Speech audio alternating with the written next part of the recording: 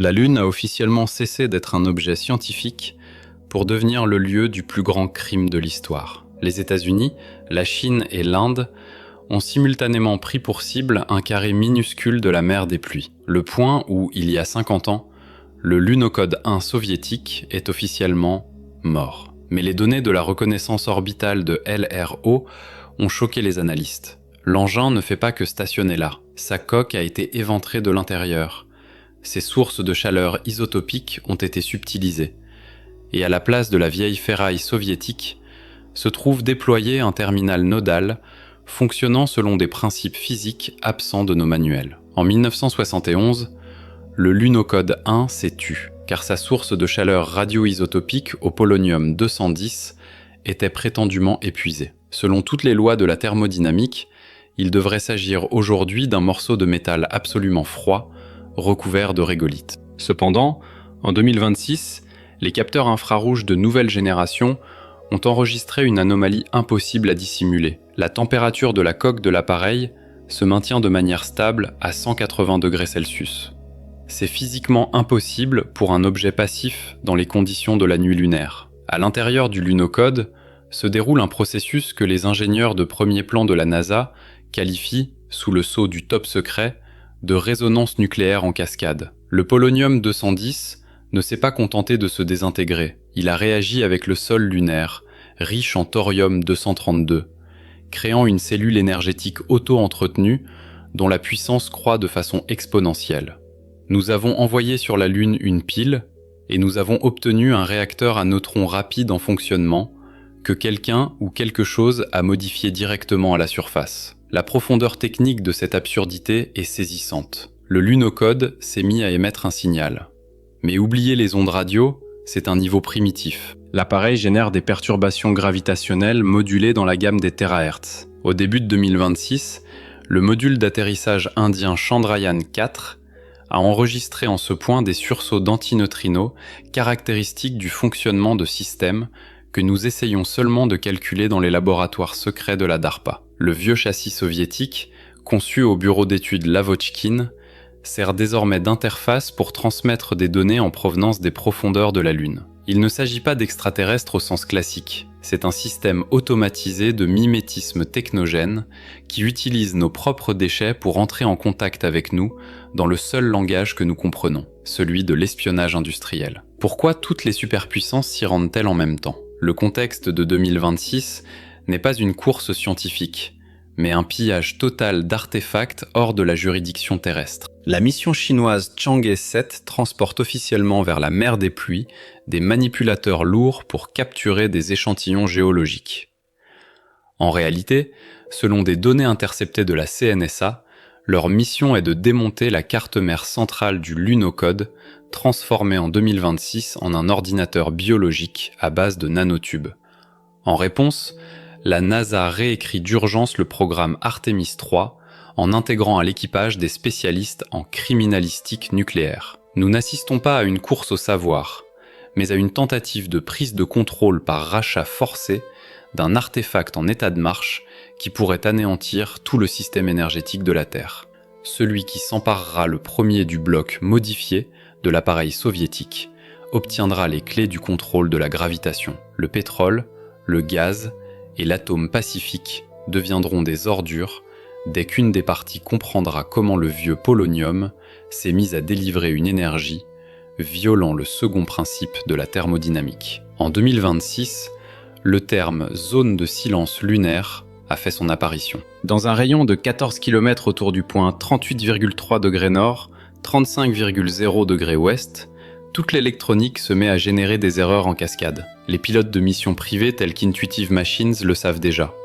Dans cette zone, on ne peut se fier à la vision par ordinateur. C'est un lieu de distorsion directe de la métrique. Nous faisons face au fait que la Lune n'est pas un satellite mort, mais un superordinateur endormi, et que quelqu'un dans les entrailles de cet ordinateur a décidé d'utiliser notre Lunokhod comme une clé USB pour télécharger des mises à jour dans notre civilisation. Les superpuissances l'ont compris et tentent désormais d'arracher cette clé USB des mains des autres, sans réaliser qu'elles ne sont que des rats de laboratoire courant après l'odeur de l'énergie gratuite. L'hypothèse choc de 2026 transforme le Lunokhod 1 en un cheval de Troie à l'échelle planétaire. Nous l'y avions envoyé comme symbole de la supériorité technologique de l'URSS. Et il nous est revenu comme le terminal d'une volonté extérieure. Les données obtenues par le biais de sursauts gravitationnels contiennent les plans de système de neutralisation du chiffrement quantique. Celui qui atteindra le premier le Lunokhod et y connectera sa propre interface pourra pirater n'importe quel système bancaire et n'importe quel réseau militaire sur Terre en une fraction de seconde. C'est la provocation idéale d'un conflit mondial. On nous dresse les uns contre les autres sur cette parcelle minuscule de poussière lunaire pour voir de quoi nous sommes capables, afin de posséder une technologie divine.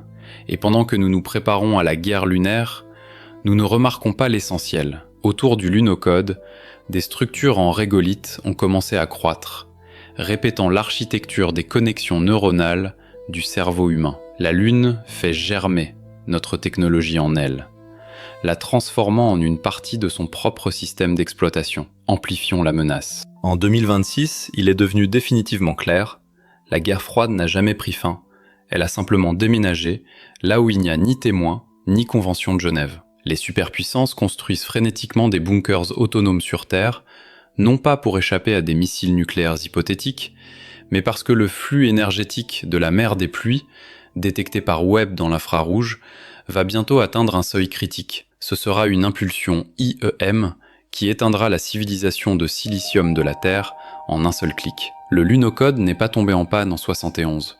Il s'est mis en charge. Et en 2026, le voyant est passé au vert. Nous avons nous-mêmes introduit l'ennemi sur le seuil en qualifiant cela de pas vers les étoiles. Et nous luttons désormais pour le droit d'être les premiers à appuyer sur le bouton d'autodestruction. Pourquoi garde-t-on le silence ? En 2026, toute information concernant un Lunokhod vivant est instantanément supprimée des réseaux sous prétexte de lutte contre la désinformation. Mais les faits parlent d'eux-mêmes. Les actions des entreprises produisant des blindages anti-radiation et des interfaces neuronales ont été multipliées par 12 au cours du dernier semestre.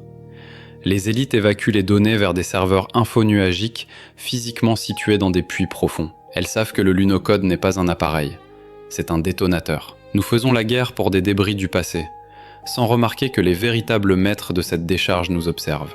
La Lune n'est pas le 7e continent, c'est une caméra de surveillance, et nous venons juste d'essayer de la briser, en découvrant à l'intérieur un mécanisme complexe. L'analyse technique de la composition isotopique de la région de la mer des pluies en 2026 montre la présence d'hélium-3 dans des concentrations qui n'auraient pas pu apparaître de manière naturelle. C'est le rejet du fonctionnement de ce réacteur même, situé à l'intérieur de la vieille coque soviétique. Nous voyons des traces d'une activité industrielle menée à 50 cm sous la couche de poussière, juste sous les roues de notre ancien robot. Les ingénieurs chinois, dans des discussions fermées, appellent cela le projet Ni. Ils croient que le Lunokhod a été incubé, qu'on y a fait croître quelque chose capable d'intercepter le contrôle de n'importe quel appareil électronique dans un rayon correspondant à l'orbite lunaire. Et la course est désormais lancée pour savoir qui deviendra l'opérateur de ce nid. Le bilan philosophique de 2026 détruit notre fierté. Nous sommes un culte du cargo qui vénère des débris de fer.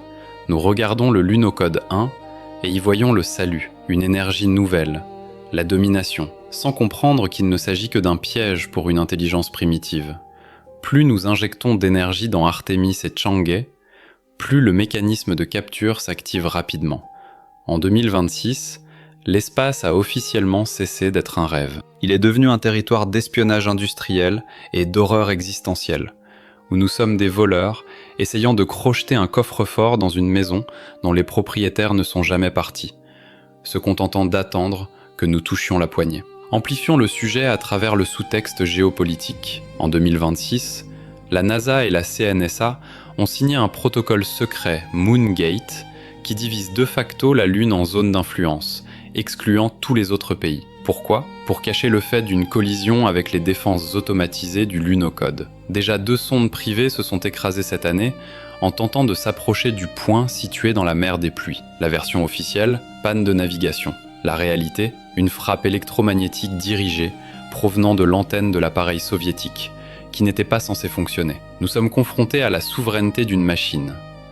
Et cette machine protège des informations susceptibles de modifier la structure de la réalité elle-même. L'extension de la menace au niveau de 2030 dépeint un tableau sombre. Si l'une des puissances s'empare du noyau énergétique du lunocode, l'équilibre des forces sur Terre disparaîtra. Nous obtiendrons un monde où un seul pays contrôlera l'électricité du monde entier via un réseau de satellites. C'est précisément le véritable objectif de Starlink et de ses équivalents chinois, devenir les récepteurs de l'énergie de la mer des pluies. La Lune se transforme en une immense prise de courant à laquelle l'humanité tente de se brancher sans posséder de fusible. En 2026, nous avons appris la vérité. Nous ne sommes pas seuls, mais nous n'intéressons absolument pas ceux qui vivent à côté. Seul notre ferraillage les intéresse, qu'ils peuvent reprogrammer à leur fin. Le final existentiel de 2026, la première femme astronaute, en posant le pied dans la région de la mer des pluies, ne verra pas le triomphe de l'esprit humain, mais l'enveloppe vide et évidée du lunocode, à l'intérieur de laquelle pulse une lumière bleue froide, sans équivalent spectral dans notre nature. À ce moment-là, elle comprendra qu'il n'y a plus de sens à retourner sur Terre. Les règles du jeu dans notre partie de la galaxie ont changé sans notre concours. Nous ne sommes plus le sommet de l'évolution.